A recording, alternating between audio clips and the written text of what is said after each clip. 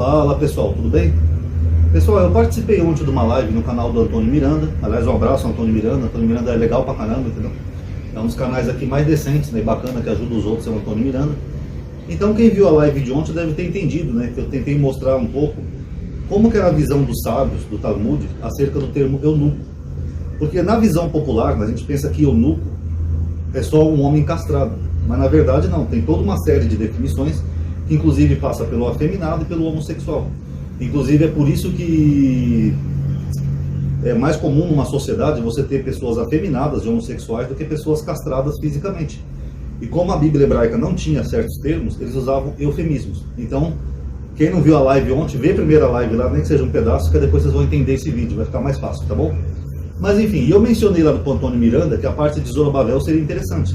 Apesar de eu já ter feito aqui um vídeo sobre Zorobabel com captura de tela, eu acho que as pessoas não entenderam muito bem o que eu tentei explicar no vídeo. Então eu vou fazer um vídeo aqui rapidinho, só explicando para vocês qual seria a polêmica em torno de Zorobabel, tá bom? Quem puder já dar um like no vídeo, tá já muito engajamento, atividade, então vamos lá. Pessoal, Zorobabel, ele é um personagem extremamente importante na história do povo judeu, porque foi ele que reconstruiu o templo, foi ele que falou com Ciro, rei da Pérsia, que permitiu que os judeus retornassem. Então ele foi tão importante que, para mim, como teólogo, eu já tenho um vídeo aqui antigo, Zorobabel, ele foi o Messias. Vou até explicar para vocês por quê. Porque a concepção messiânica, ela surge na Babilônia. Antes da Babilônia você não tem nada de Messias, tá? Quem fala que Moisés falou de Messias, não sei o quê, nada a ver, tá? A concepção messiânica surge na Babilônia. Os judeus estavam numa terra estrangeira, oprimidos, humilhados, então eles nutrem a esperança de que vai vir um novo rei, que nem foi o rei Davi, que iria fazer restaurar o reino de Israel. Iria trazer a paz, reconstruir a cidade, o templo, trazer as ovelhas perdidas e o conhecimento da Torá. Então basicamente são essas profecias messiânicas. Zorobabel, ele preenche todos os requisitos. Jesus não.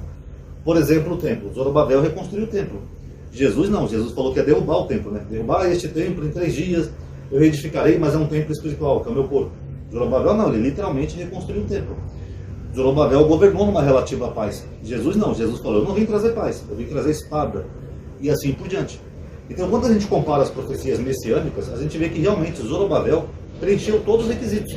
Era até para parar essa perspectiva de que vai vir um Messias futuro, porque tecnicamente, ele que está mais próximo ali do contexto da Babilônia, ele preencheu todas as profecias, tá? Sendo a do templo a mais importante. Agora, sendo um personagem tão importante, é curioso que a gente sabe pouco desse personagem. A gente não sabe, por exemplo, quem foi a esposa dele, a gente não sabe, por exemplo, como ele morreu, a gente sabe muito pouco dele. A gente só sabe dele através do livro de Esdras, uma menção em Neemias e menções em registros genealógicos, né, de crônicas, reis, etc. A gente não tem, por exemplo, um livro de Zorobabel, o que é bem estranho, né, que é um personagem que praticamente ele restaura o reino de Israel, mas a gente não tem nada, nem informação sobre ele, muito pouca informação sobre ele. Então eu comecei a pesquisar acerca disso. Por que um personagem tão importante, que seria até o próprio Messias, tão esperado pelos judeus, por que ele não tem tanta informação sobre ele? Aí eu fiz uma pesquisa e eu descobri que o Talmud, ele menciona que Zorobabel, ele é o próprio Neemias. Eu vou explicar para vocês. Zorobabel não é um nome próprio. Zorobabel é só um título, que significa nascido em Babel, ou seja, nascido na Babilônia. Então esse seria tipo uma alcunha dele, um apelido, não o nome dele. Segundo essa fonte talmúdica, Zorobabel seria o próprio Neemias, tá? Eu falo, curioso, né? Se Zorobabel é o próprio Neemias, que deveria ser o Neemias e tinha o apelido de Zorobabel, por que tem essa confusãozinha toda, né? Neemias, para quem não sabe, está no próprio livro dele, ele servia ao rei como copeiro. Só que esse termo que está ali no capítulo 1 de Neemias como copeiro, a Septuaginta, ou Septuaginta, ela traz como eunuco, sendo que a Septuaginta já é uma tradução de textos mais antigos. Então quer dizer que em escritos anteriores à Septuaginta, o texto hebraico deveria trazer a palavra eunuco, mas depois alguém mudou para o termo copeiro, sendo que um copeiro também seria um eunuco, né? Porque ele teria acesso à privacidade, à intimidade do rei, que nem eu falei ontem na live do Antônio Miranda. E como nós vimos ontem na live a definição de eunuco, a gente começa a matar essa charada. Porque se ele era um eunuco, ele não era bem-vindo, talvez por uma parte da comunidade judaica da época, talvez por uma elite sacerdotal. Talvez ele fosse vítima de algum preconceito por isso.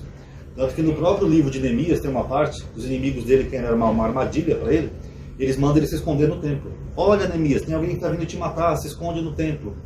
Só que aí Neemias percebe e ele fala, não, eu não vou me entrar no templo porque seria um pecado muito grande e eu morreria.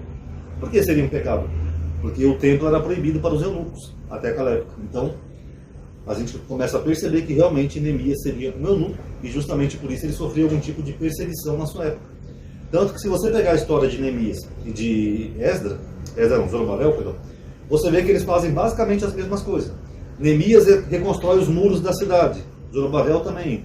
Neemias é vítima de adversários, Zorobabel também. Neemias foi governador de Judá, Zorobabel também. Então você começa a notar que é a mesma história narrada sobre óticas diferente.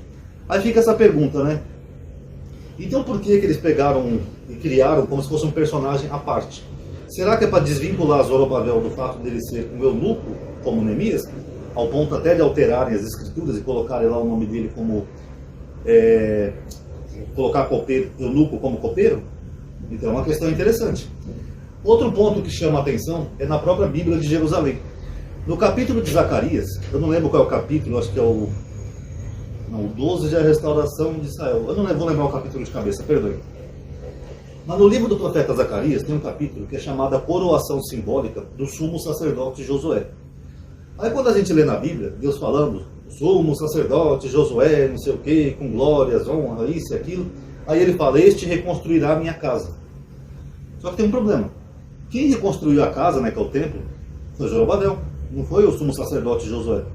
Então por que ali aparece Josué? Segundo a Bíblia de Jerusalém e outros aparatos críticos, ali era o nome de Zorobabel. Mas eles mudaram, alguns escribas, e colocaram o nome de Josué por uma questão política. Então por que tinha essa questão política, essa divisão?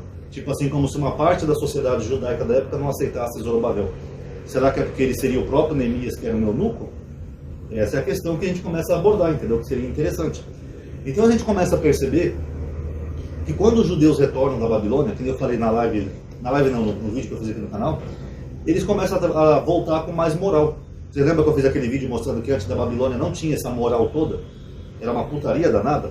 Era irmão com irmã, era broderagem, era um pegando a mulher do pai ou a concubina do pai. Então eles não tinham essa moral toda. Mas os judeus, quando eles vão para a Babilônia, até porque não foram todos, né, foi só uma elite, eles começam a se questionar por que eles estão sofrendo numa terra estrangeira. Aí que surge a concepção messiânica, aí que surge também o conceito de seguir a lei de Deus, porque eles começam a pensar, poxa, acho que é porque a gente não seguiu a Torá, a lei de Deus, por isso que Deus está castigando a gente. E aí surge também, como é comum em toda a sociedade, o moralismo. Vocês podem ver que toda a sociedade é assim, quando dá uma tempestade lá nos Estados Unidos que inunda uma cidade inteira, surge os pastores evangélicos.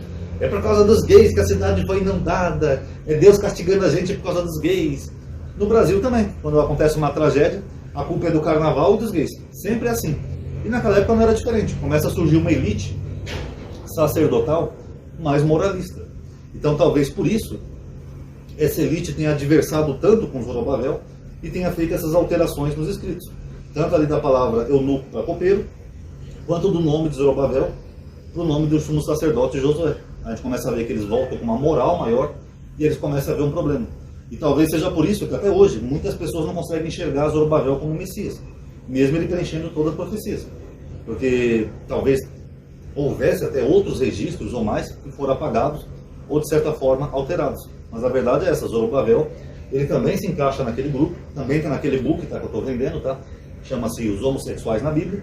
E talvez por isso, por Zorobabel ter sido também um eunuco na Babilônia, talvez por isso a história dele tenha sido tão diminuída, né? E tão alterada, né, pelos escribas. Tá bom? Então é só uma reflexãozinha, um resumo, tá? Eu já tenho vídeos aqui com captura de tela, mostrando esses termos, Zorobabel e tal.